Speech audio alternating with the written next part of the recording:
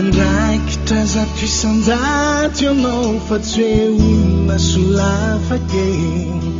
raha ilalanao mipôsy pilaty ianao fa nandity sy nanapake nitondra sy anoky ianao no nantsone ianao anefity mitompotompone ny tena manamaivana ny aina nefa mbola olanjaina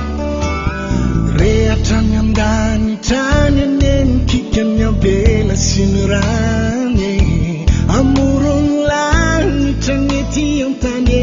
tsy ainao eroviny anao no mankany ijoro anolony jesosy anao sakaize tsy afaka iala anao nao aizanao aize ny marina ny zimbazimbaina nefa mbola ho tsaraina tsy misy azo iafenana tsisy politika na vola mankarena fa zay vita rehetra tety antany mbola hitsarana ianao no jereny ny fiantraikan'izay rehetra natao hoe efa voangonany ny andro ny atongavana hoe na ianao antranony raina mijaly mandrakizay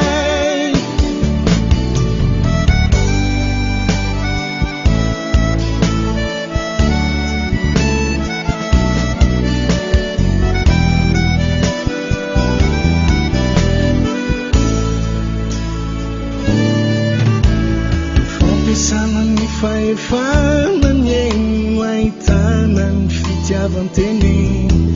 any tsisy ambony lalàna nampitondra fivavana nampitondra firenene fa voasoratra ny zavadrehetre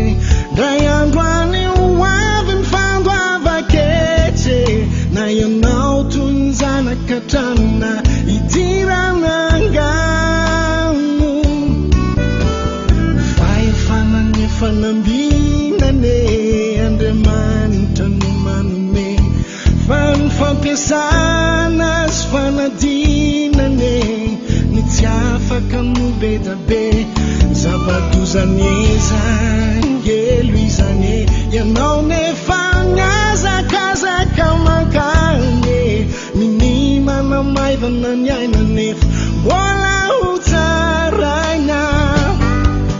tsy misy azo iafenana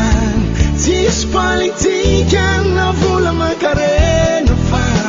zay vita rehetra tety antany mbola hitsarana ianao no jereny ny fiantraikan'izay rehetra natao hoe efa voangonany ny andro ny atongavana hoe na ianao antranony raina mijaly mandrakizay ianao tsisy azo iafenana